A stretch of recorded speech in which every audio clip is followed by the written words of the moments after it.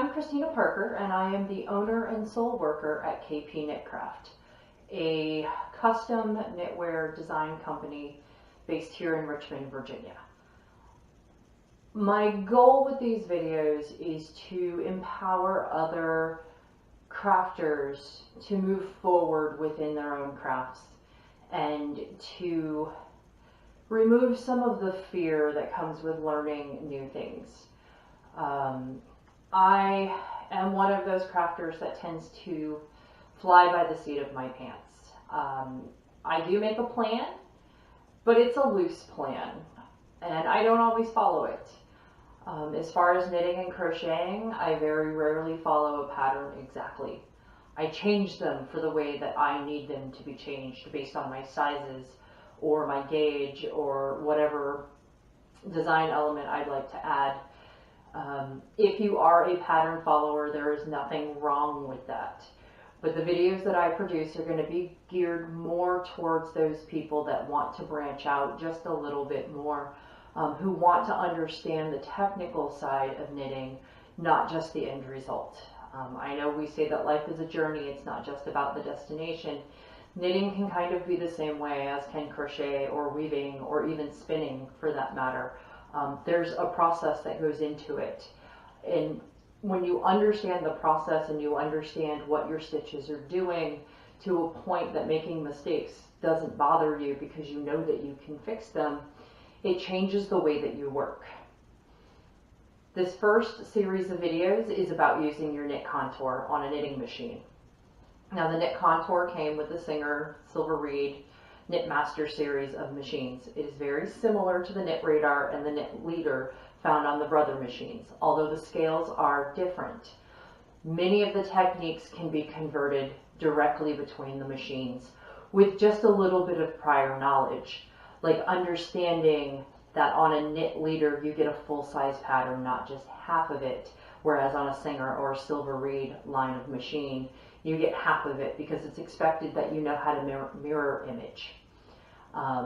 In that regard, it may seem a little bit harder to use a knit contour over a knit leader, especially if you've started with a knit leader and that is the system that you're accustomed to. I started with a knit contour, and as a result, it's what I go back to. I find that it's just a little more versatile and that I can do more with it. And obviously that is my opinion. There's going to be some Brother users who go, you don't know what you're talking about. And that's fine, you're entitled to your opinion, as am I. So as a knitwear designer, I use my knit contour a lot to play within the designs that were available for my machine. Now, I use a Singer 360K, which came out in the early 80s. Yes, I was born. I was not that old, but I was there. So those designs tend to be a little more fitted. The collars tend to be a little higher than how we wear things today. But if you know how to use the math involved in creating these patterns, you can easily work around the fit and the collar. And we'll get into a little more of that as we advance with this videos. For right now, we want to talk about the way that your scales work, the way that the patterns work, and how the machine actually knows what it's doing. And all of that information is provided by you, the user. We're going to start by going over the paper patterns and what numbers you need from your swatch and how some of those numbers correlate to things on your machine. And then we'll move into actually setting up the machine, which seems daunting. There's a lot of numbers and levers and little dials. But once you understand what's going on and what those numbers and levers and dials do, it becomes very easy. And you eventually reach that point where I feel every maker reaches, where everything just clicks and it becomes seamless and you know what you're doing. From there, that's when you play. And believe me when I tell you that I play way more than I work. All right. I like to experiment. I like to push the line. I like to see what I can do in knitwear that you don't traditionally see, such as evening gowns, or in this case, 1950s styles dresses. This was hand knit to the waist and then machine knit for the skirt.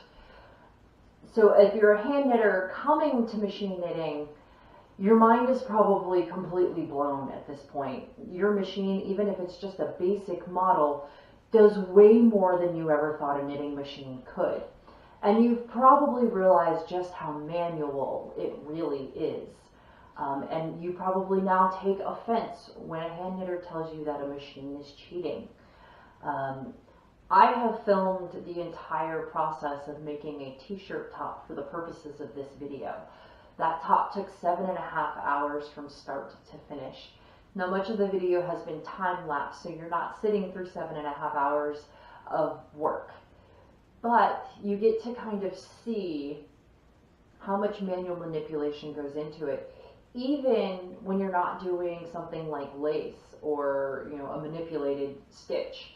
I use straight stockinette on this, but there's still a lot of manual manipulation that goes into it between casting on and binding off and short rows and actually piecing it together. So when somebody tells you you're cheating, feel free to refer them back to this and say, yep, cheating, because a sewing machine is a heck of a lot easier. So as we progress past setting up the machine, one of the things that you have to be aware of is that I have done a little experiment in this series of videos. I have taken a sewing pattern and converted it to a knit contour pattern. Now I go through all the steps on how to do that, and I tell you where to find patterns like this that you can use for your sewing machine or for your knitting machine, and how to print them out appropriately so that the scale is correct.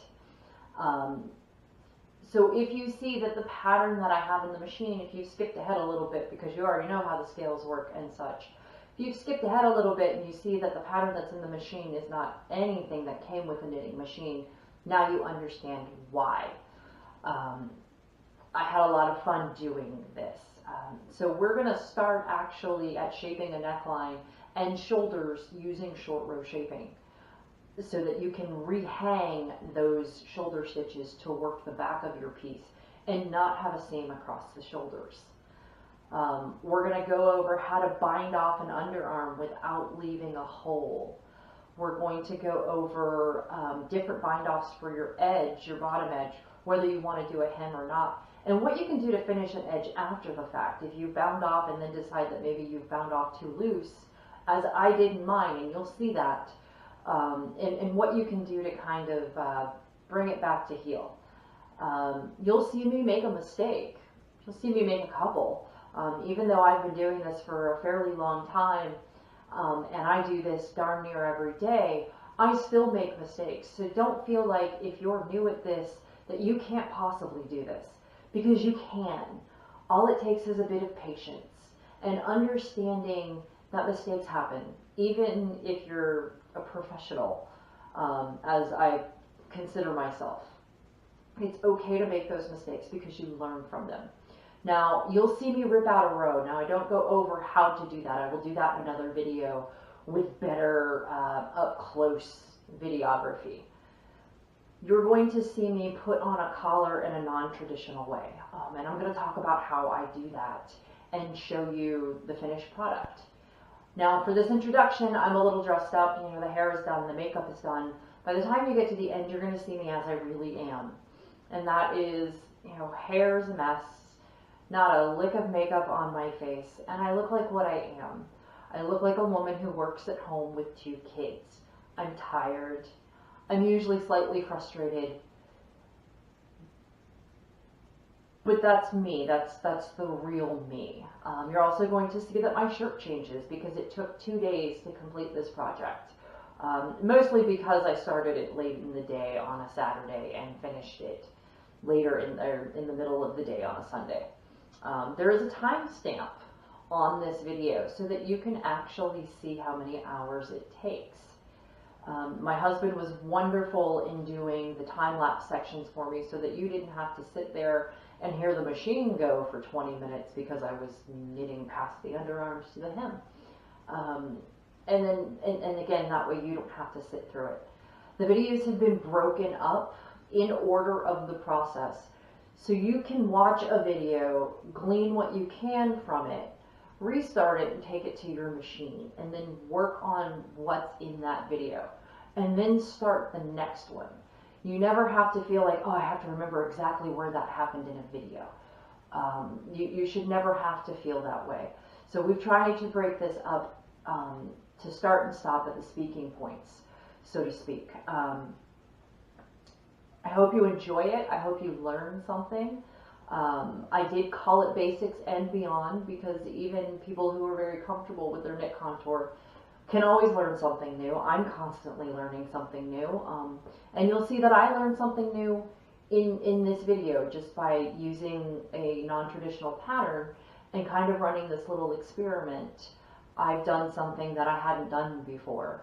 I had never knit on a collar. I understood the concept because I've done that in hand knitting, but that was a pure experiment. Now you won't know that when you're watching the video because I sound confident, like I know exactly what I'm doing. And to some extent I do.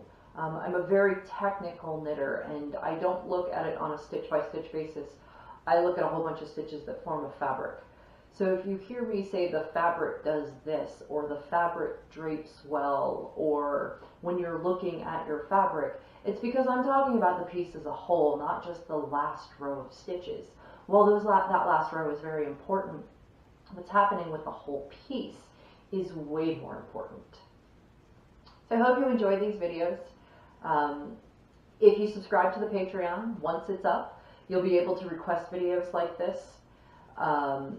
And tell me what you want to learn. There will be other crafts and things tossed in and lumped in with these. I just happen to be starting with machine knitting.